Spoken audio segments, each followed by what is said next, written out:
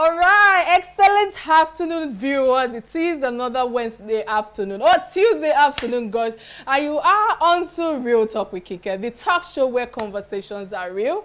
I'm not just here alone. I'm with my exciting, opinionated co-hosts. Hello, gentlemen and ladies. How you doing? Oh, ladies. Oh, yeah.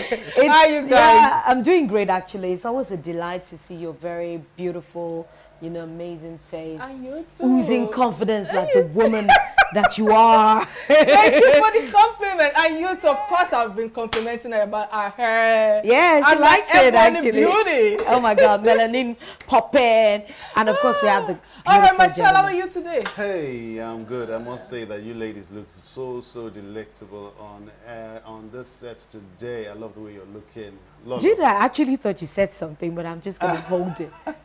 I love the way you guys are looking. Oh, thank you. All right, guys. So, viewers, welcome to the show. Welcome. All right, thank you. So, before we go ahead, I think it's important for you to listen to On This Day in History. Yes.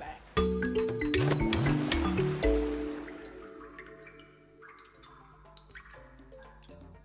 On this day in history, 2010, exactly 11 years ago, the National Assembly reached the resolve enabling Dr. Goodluck Ebele Jonathan to be the acting president of the Federal Republic of Nigeria. The controversial doctrine of necessity was invoked. This stirred up legal debates as to the legality or otherwise of the art. Some people argued that the order of the National Assembly was unconstitutional. Some argued that it was constitutional and legal, while there are still some that argued that though it may not be strictly constitutional, it was necessary and thereby legal.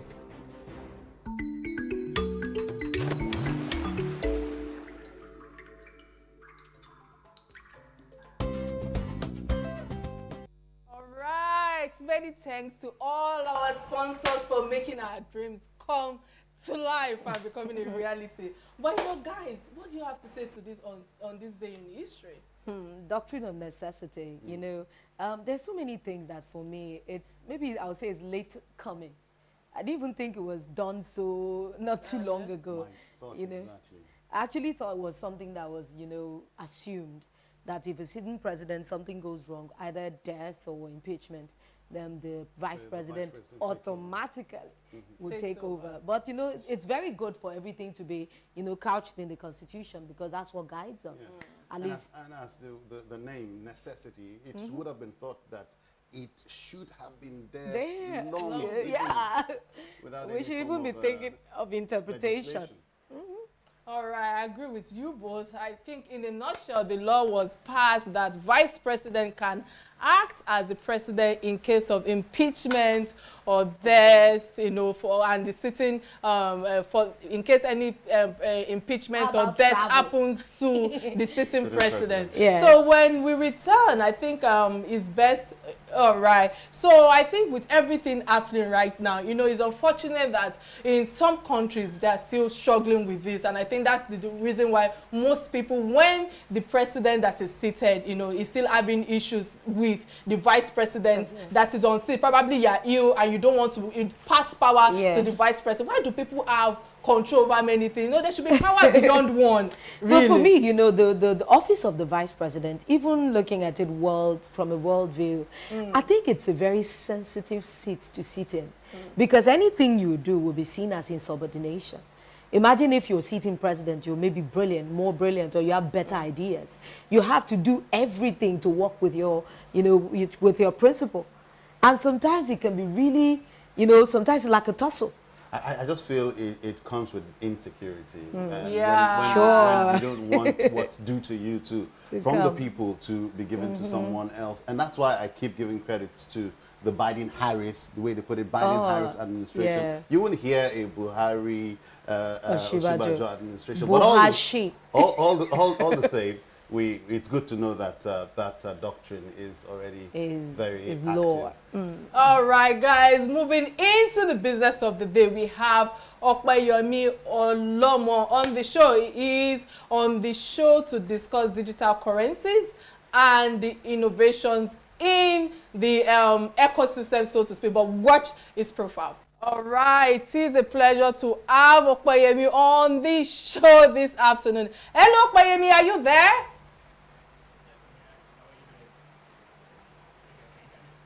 All right. Hi, Opeyemi. How you doing? And how have you been keeping safe?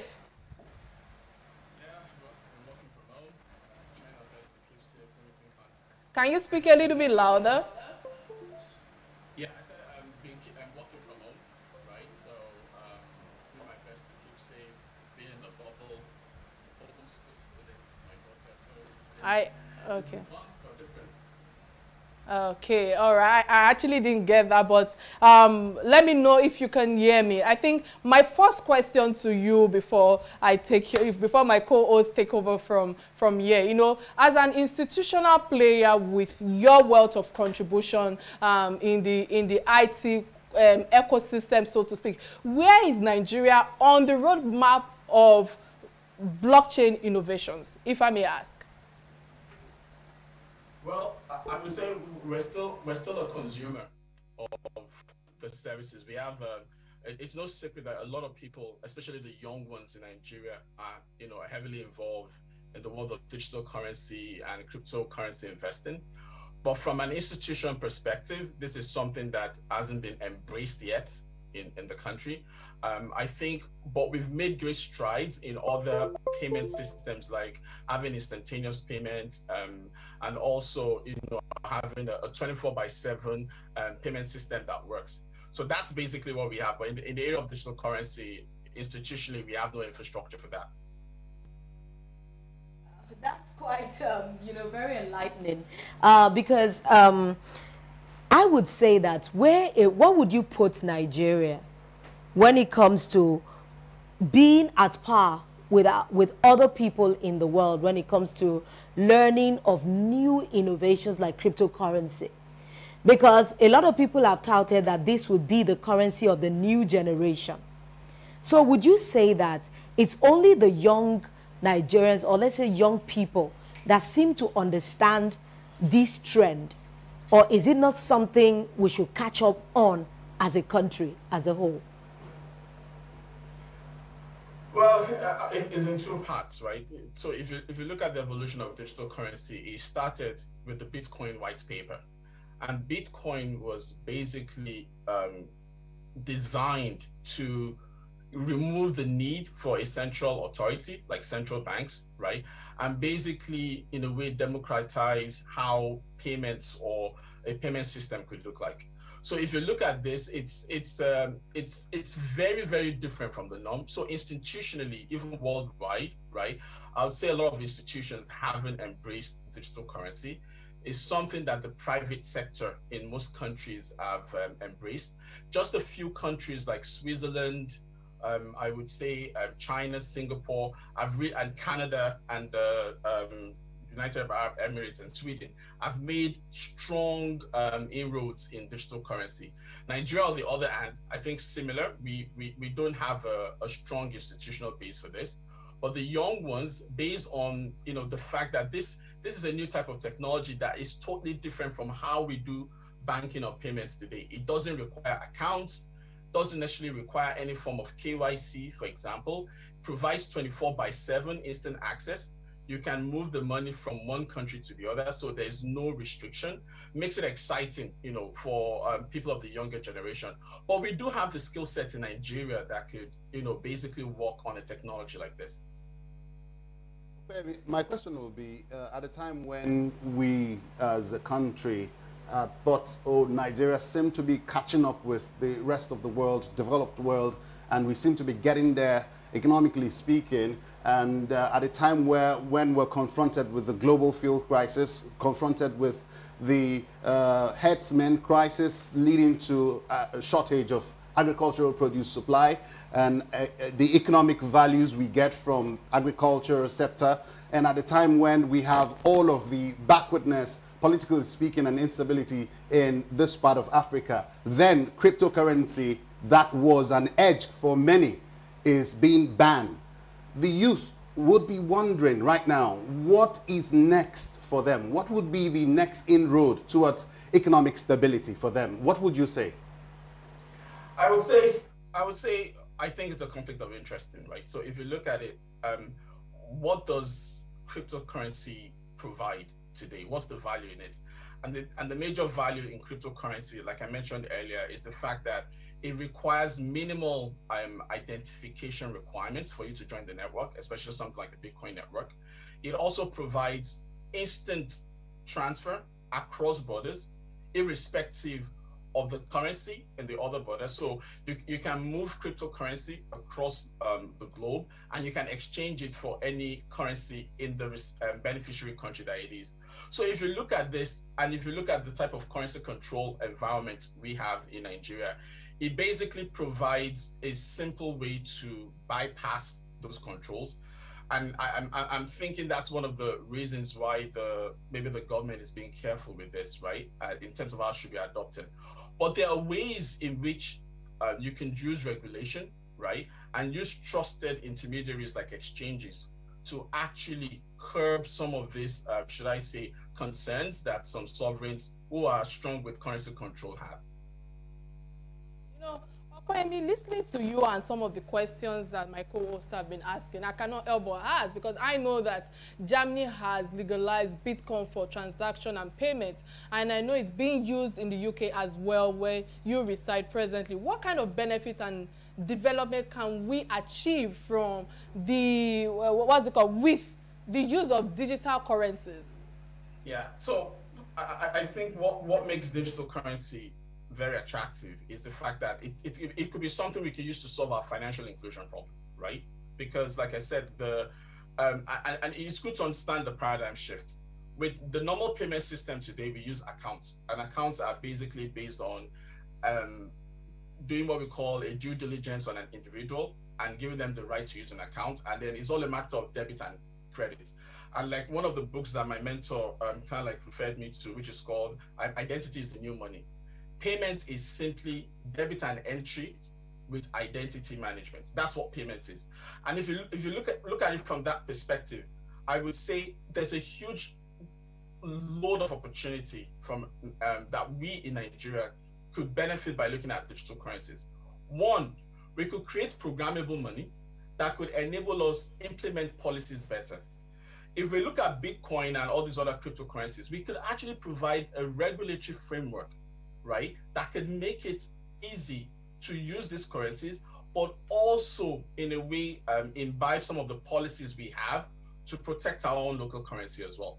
So I would say it's, you know, cutting off the use or the opportunity to use this could actually prevent us from being part of the next generation payment system that is emerging globally.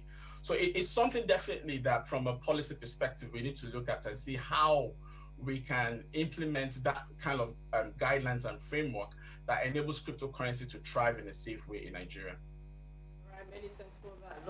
All right, you know, I just kept thinking, because Nigeria, we are battling with a lot of data, we're battling with a lot of data collection or accumulation or use of data in our country. That means to be able to even identify the people in the country is still a challenge. We're doing BVN, NIM merging. We have so many things like that.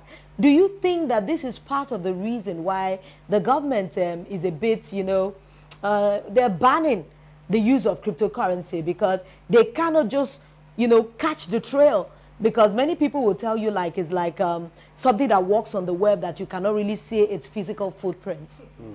Well, that's a good point. But let me throw this back. Look at cash, for example, right? Today, if I withdraw money from the ATM, right, whatever I do with that money, if it doesn't go back into a bank, can be tracked. I can give someone that money, they put in their wallet, they give someone else. The trail of that money can be tracked. The identity of who's used the cash can be tracked, right? It's not that dissimilar to cryptocurrency sometimes, right? Especially if you're not, if you're operating with anonymity, which means your identity is not kind of like exposed. You can say that's one of the concerns of the government. But like I mentioned earlier, the exchanges today collect a bit of information about people that use that platform before they open wallets for them. And this wallet is where each of them now basically store their crypto at. And I'm thinking that one of the ways that we in Nigeria could approach this is, one, look at how we can harmonize our digital identity system, right? mandate some specific onboarding items. It could be BVN numbers to be used to onboard people onto digital currency exchanges, for example. And then this gives you an opportunity to monitor or to be able to track who is doing what on the exchange. Because the criminals, to be honest, they don't use the exchanges. They just need the right software and the right hardware that can enable them connect to a network like the Bitcoin, and they can operate anonymously. So the targets really shouldn't be the people using the exchanges, right? Because those are the people that you can actually regulate. The ones that you can't regulate or control are those ones that are criminals. And whether the government bans crypto or doesn't ban crypto, the criminals will keep using it because nothing can stop you from using the hardware and the software to connect to the internet, right? It's like cash. Till today, criminals still launder money using cash. You can't say because of that, you're gonna like ban the use of cash in the society. So I think we need to fix the problem and put in measures in terms of to address it, as opposed to just, stopping an emerging technology that can actually drive purpose for us as well. Thanks, Opeyemi, for creating time to be here today. And of course, I must say that it has been a pleasure getting insights and the latest in the blockchain industry from your end. Highly disruptive, I must say. And we are looking forward to such developments in Nigeria. And of course, I would definitely like to bring you back to join us again. Many thanks again. We'll go on a quick break and return to connect our second guest. Do not switch that station. We'll be right back. All right, so while we're still on this topic on cryptocurrency, I think it's important for us to get a word from the street. Take a look at the Vox Pop. We'll be back.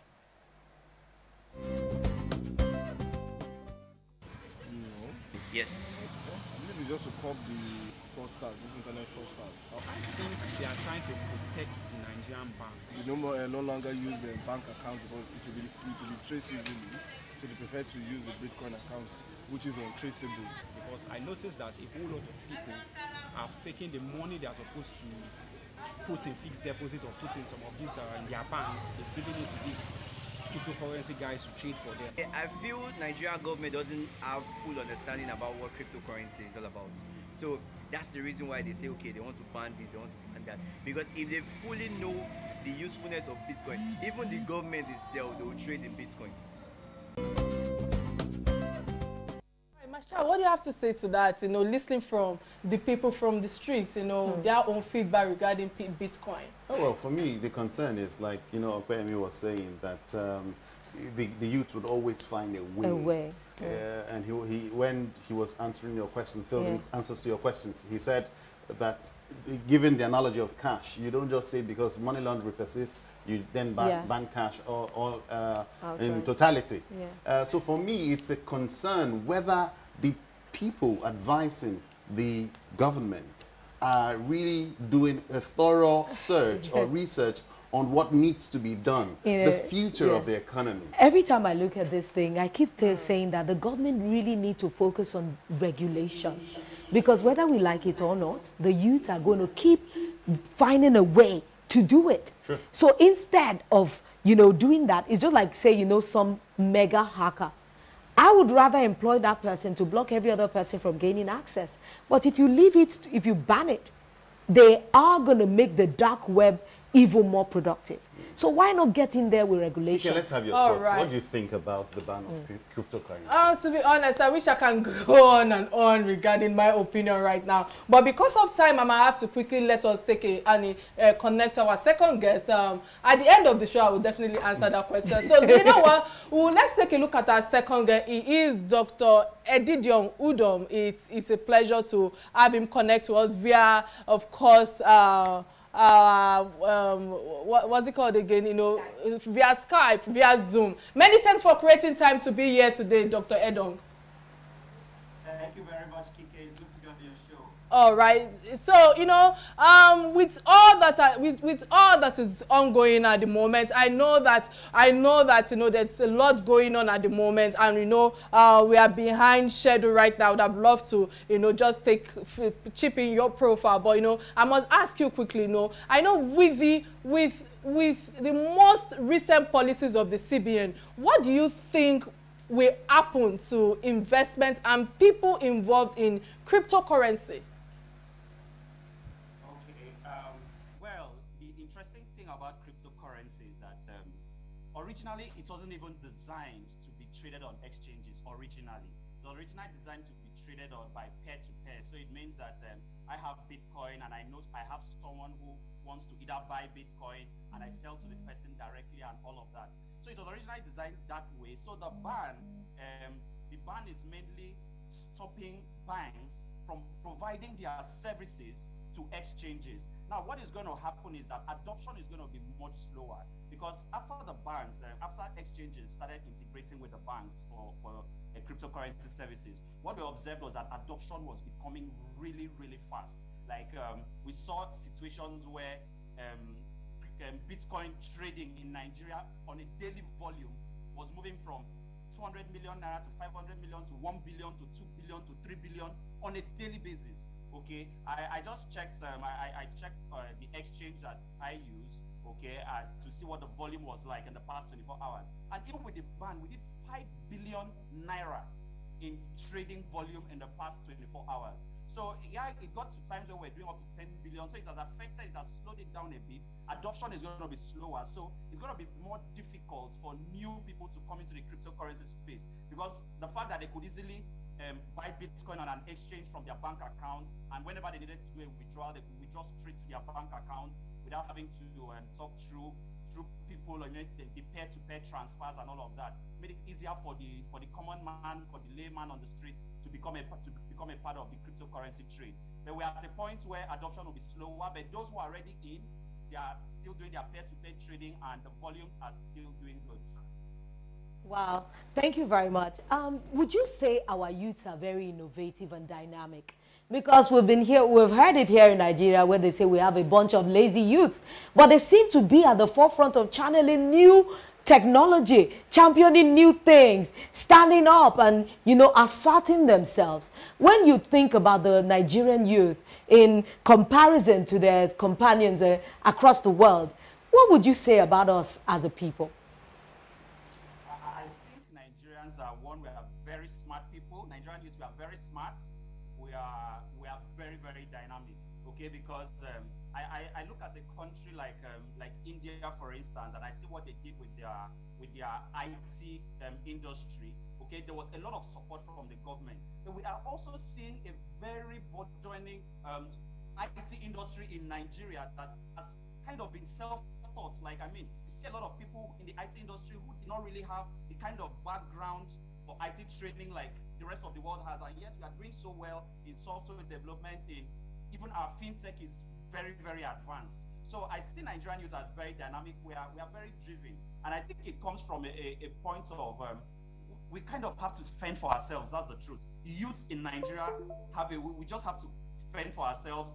There's no structure to support. So people just have to find a way to make things work for themselves. And I think that is one of the reasons why even the cryptocurrency industry has been so driven and adopted by Nigerians, because they saw, oh, there are no jobs anywhere. Okay, if we come here, we trade, we're going to make money. I mean, I've seen people who make good money on a daily basis. And I still think that the government should be supporting this, really, because it's actually bringing foreign exchange into our country, to the cryptocurrency industry.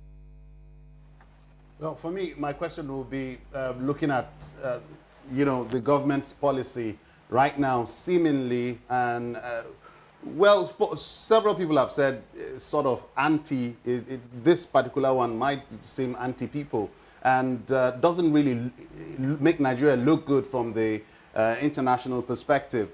Earlier on, we spoke with Opeyemi, and he reeled out some things that he felt the government should have done as an alternative measure to its concerns. So my question to you would be, what does this ban truly, what would it portend to the Nigerian economy?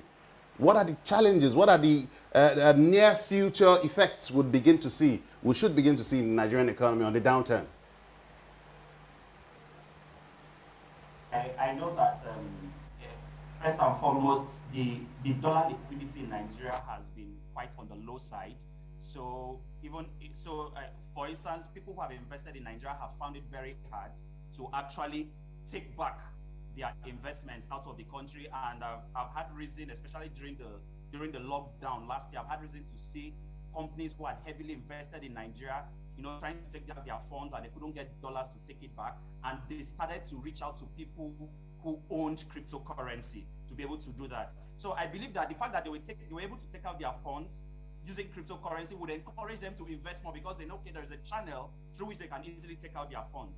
But now that it's going to be more difficult for them to be able to take out funds, I don't see people wanting to invest in a country where when you invest and you want to take out your investment, it's going to be more difficult to take it out. So at that point, I think it's going to slow down investment into the country. And just like yesterday, the world's most valuable car company, that's Tesla, the world's most valuable car company, of course, the richest man in the world, the CEO of that company, they invested $1.5 billion in Bitcoin just in January here. Now, I imagine some Nigerians who had bought Bitcoin, for instance, last year at maybe $9,000, and in January they sold at maybe $40,000. The Tesla company is buying from those who bought earlier and sold. Okay, so they are actually going to be buying, because there's no supply, there's no extra supply. They're going to be buying from people who had actually bought earlier. So at that point, I see that a chunk of that $1.5 billion, which Tesla used to buy Bitcoin, would have gone to a couple of Nigerians who actually bought earlier and sold to Tesla. So it therefore means that income will actually come to Nigeria through cryptocurrency, because a lot of institutions, especially in the Western world, are buying Bitcoin in large volumes. And if Nigerians have owned them, they'll be buying from them, because you can only buy from those who own already.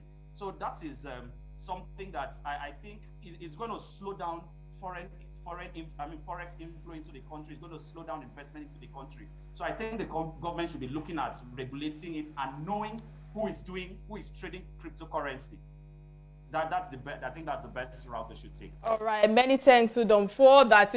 I know that Elon Musk, the richest man on in the world, is one of the problems we are facing right now. But that's the story for another day. I must ask. It is evidence that the government don't have the amount of transaction in Bitcoin on a yearly basis, and of course they have no control power to Bitcoin transactions. So can I say that we've seen cases like NSAS protest and the likes and all of that. So can I ask you, do you think that this policy of ban is the right thing to follow, or is just the fear of they don't have power over it?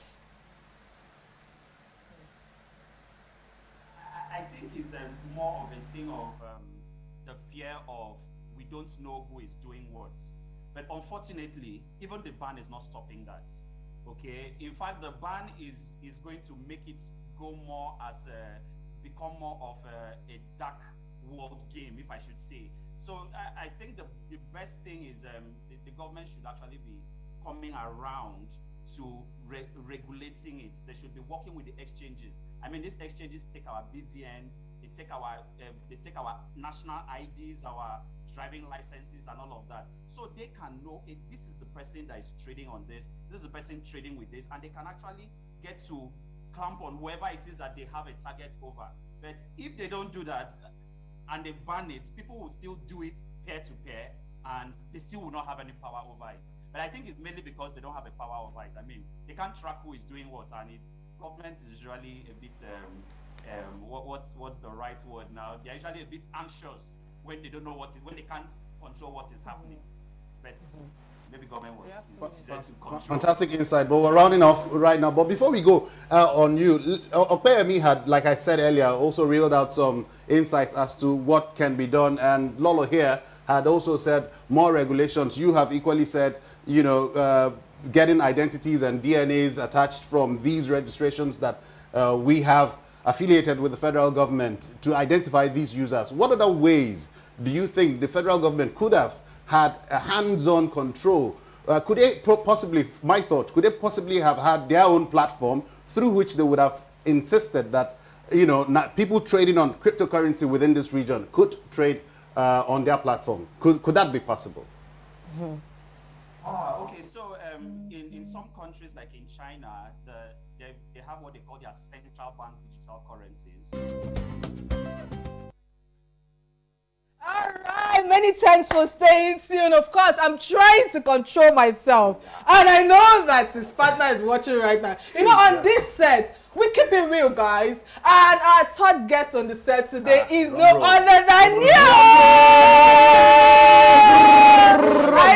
I know it's a serious conversation we are having, but at the same time, it's not easy for you to be watching somebody for 3 months on your TV set, and he's not joining you on the set. You know, it's unfortunate that I don't do young boys, but if guys, let's be serious now. So let's get into the questions. Welcome on the show. How you doing? I'm great. Have you been keeping safe? Man, I've been trying, because honestly, to be very honest, right? I'm supposed to be taking a trip tomorrow, and I had to do a COVID test yesterday, and I was so scared because I've been all over the place. But I've been trying my best, sanitizing, wearing my mask, and social distance.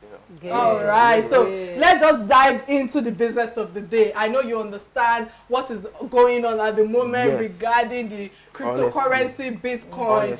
So from an observation point of view, I have seen that youths are the highest perpetrators. I stand to be corrected in terms of fraud, all this digital currency, and some of them have used that trade in this electronic currency as a means of income. And of course, so my question is, where do we go from here, knowing that the youth are the cause of some of these challenges we are facing? I'm talking from a place of experience now. Answer that question, even though I don't agree with her. Honestly, answer my question.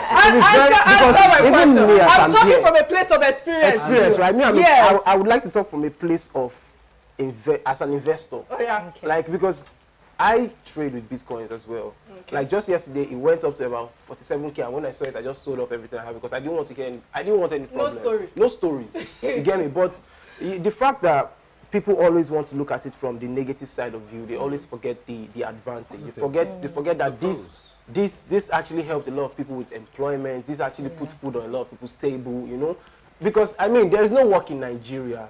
This is the digital age we're in right now. In other more developed countries, this is what young people, this is what even way older people, this is where they invest in, this is where they cash out from, that's it. We cash out. Cash out. So that cashing out, that cashing out. Honestly, Neil, would you say that the youth in Nigeria, it seems that they're bashed from all sides, but would you say it's the economy that is making our youth to be, aggressively chasing new innovations? Or is it that the enabling environment that they find themselves is just recreating them, morphing them into some hybrid kind of youth? To be very honest, I feel like if the system was more productive, if we had better structures, you understand? Like they will always say, the way you train a child will always matter. If you introduce a good thing to somebody and the person continues to harvest in it and invest in it, the person will always see the good side of it. But when challenges we want to make the person turn the other way, environmental factors and so many other things, we want to make the person turn the other way, we will not blame the person entirely because the system on its own has a way of contributing to that particular effect. You know what I'm saying? So that's just the truth of the matter. I don't think it's just the use, because if we were in a more productive environment, I'm sure our youth will be more productive. You see what Nigerians are going outside Nigeria and what they can do because of the kind of environment they find themselves. So honestly, we should start with our country first. We should start with the sector first. Okay, Neo, seriously, we've had Opeyemi, two professionals on the show, and you're coming to give us your own youth perspective of that cryptocurrency banned by Nigerian government. I will not over-labor the issue because I'm sure our audience will not forgive us if we don't go into some of the BBL questions. I get that. Are they mad? Where is V? Where is V? Are they mad? V's working right now. He's working right now. When I asked that question, where is V with Neil? Come on, where are you guys? So were you inviting the two couples on the set today?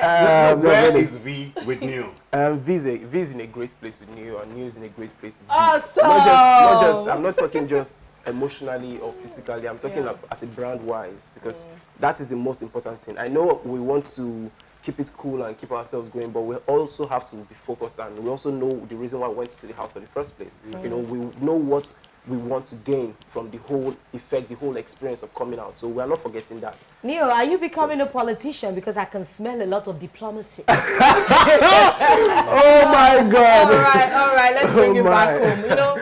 I know with a lot of things that is ongoing at the moment, and I know the youth look up to people like you guys with the Big Brother effect and all of that. So my question is, what advice can you give to youth with this trend of development, knowing that, you know, for those who look up to you as a role model? Yeah. Personally, I would always say everybody's story is not the same. Yeah. You don't have to follow another person's footsteps to find yourself. Your path is different. So if it's going to be Big Brother that will get you to where you have to get to, trust me, Big Brother will find you. But a lot of people would want to, you know, because Big Brother, the moment you go in, you come out and your life has changed. And everybody wants that quick process. It's not the same. It's not the same because, I mean, I had to go through the audition phase up to 3 times before I actually got in. You understand? So it doesn't have to be the same story with everybody. But for me, I just feel like whatever you know you are doing, and it's a good thing, and it's even if it's the smallest thing that's putting the food on your table, just keep doing it. Something someday will find you, and it's going to amplify your effort, and it's just going to make you who you are supposed to be. I almost clapped. We could clap. Nyoko president. It's the truth of the matter. Good to hear this, but thank you very much. Where is Neo right now? Outside Big Brother? After the stardom of Big Brother. Thank you. I like that. I like answering questions like that. I love it. What is the project? Where are you currently headed? I love it. Well, I don't like bringing teas out of the bag, like I always say. But first of all, I'm going to be launching my own fleet management company very soon. We're going to be focused on giving out fleets to people, right? To drive on all these transport apps like Bolt and Uber and the rest, you know. Because it's something it's something that I was into before I even got into Big Brother. I was a Bolt driver for over a year. You know, if not for Big Brother now, everybody's story don't change. But that's the thing. So I want to go into something I have experience. You know, also with fashion, my own clothing line is going to be dropping very soon. Everything is going to drop in one day. Honestly, yes, because I'm trying to put a lot of perfection into this. Is Real Talk with Kike. Real Talk. Drop. Real Talk. Tell us the names. Real Talk. Well, it's called drip. It's called the Drip Wave anyway. Drip Wave. The Drip Wave. Okay. Yeah, Drip it's Wave. called the Drip. So you heard it first on Real Talk with Kike. Yeah. You got a drip. It's coming up with you got the Drip Wave. The Drip Wave. Like, you know, when the wave comes through, it washes a lot of things away. So yeah, definitely. Nice. So there are a lot of other things, honestly. And then my first short film is going to be dropping on the 14th of February. You're doing so much. Yeah, I mean, you just took that off my mouth. I said, what's your plan with being young boss? They're on Sunday. Give us some. Are you going to be inviting us into your homes? First of all, I don't think I'll be in the country, so I'm just. I'd like to take a break. I haven't taken a break since Big Brother. I haven't taken a break from anything. I haven't taken a break from work. I haven't taken a break from social media, nothing. And trust me, I am really concerned about my mental health. And this jumping into this new life is not, you don't jump in like that and you expect you need to take care of yourself as well. So I'm going to take it, but I'm not going to be in Nigeria. I'm not going to like it now. So no invite from anybody. I have one more question. Please go ahead. The question. No, whatever it is, I'm fine. Whatever it is. See, the viewers, they watched you for 3 months. And I'm sure we don't have enough time here to bring out all they would want us to ask. And I wish we opened up the phone line so they could, you know, drill with themselves. Sorry. You quarreled a lot with the person you loved the most. See, just tell us, in very concise, you know, answer, tell us, what really was your problem? Well, would I say there was a problem or would I say there wasn't a problem? But the thing is, you know, when a relationship is at the fragile stage, you know, a lot of people don't see it. You get, if I was having a personal relationship with somebody that was not like it wouldn't, that was not on TV, right? Nobody would know what's going on. Nobody would know, oh, this is how we're quarreling and making up, right? Everybody would see the good side, but because everybody was exposed to it raw and diluted, you get. I mean, everybody has flaws. Everybody wants to meet everybody halfway. You get. Right. So, all right. So this might be my last question to you. Romantic. I've never watched Big Brother before. Wow. I never believed in Big Brother. Wow. Your Big Brother season was the first Big Brother that I watched. Thank you very much. And I must tell you that I got glue. I thought I was just going to talk about it for, you know, for the show on the radio. And, you know, these days, we don't need TV anymore. Our phones are our TV. I'm telling you, it's everywhere. During the business of the day, you just realize that, you know, all sorts of things will be coming up and all of that. I said, this is trending. Let me talk about it. Let me do a little bit of research. I love research a lot. And I just got stuck. My dear brother, it seems as if people are always entering to go and find love Not. You know, and I'm glad that yourself and V, I must give it to you guys. You know, you people got stuck to each other. Really? Has it been like that in real life? Like after the house, you mean? Yeah, after the house. Wow. If there's anything I would tell you, right? The brand is in a good place with each other. I'm happy. I'm so happy right now. Like since I got out of the house, it has been amazing. So wedding bells. Wedding bells. Say it here. Say it here. Money bells. All right. It's wonderful having you on set today. And of course, you're coming back. This time around, we are not going to have any other guests joining you. 1 hour is going to be for you. All right. Many thanks again for creating time to be with us today. And of course, sharing part of your lunch time. You know, so the music of the day, you know, before I round off, I think it's important for us to quickly do a 1-minute nutshell with everything that we've heard from our 3 guests today. Masha, let me start with you. What do you have to say? Well, 1-minute nutshell for me on the cryptocurrency would be the government should have sought alternative means to correcting their concerns or attending to their concerns. And also for me, we hope that the ills that could come out of the ban and as a result of the youth looking for alternative means, we hope that the government would be ready to contain them. For Neo, I do know that the conversations will go on online. You can, you know, find us, just Google Real Talk with Kike, and you find other questions you won't see on this TV set. All right. All right, on cryptocurrency, I always say that I hope and I always desire that the government, I always desire that the government would get into the arena. You know, I don't like it when every time we have a new thing that just touches us, we just want to ban it. I think we really need to get in with regulation and studying it and always looking for a way that we as a country can benefit. And of course, Neo, I'm super proud of how you guys have been able to understand what branding is and how to, you know, push yourself out there beyond Big Brother so that people can really begin to see you guys as individuals and not just people that came off Big Brother.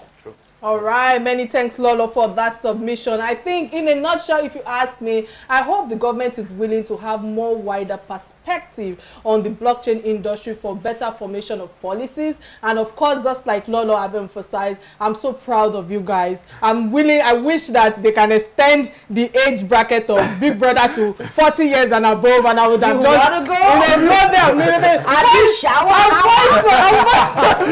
all right, many thanks, guys, for tuning in today. And of course, I know you all have been educated and enlightened with the issue, the trending issue we're facing presently regarding Bitcoin. But I want to leave you with what to call that, the music of the day.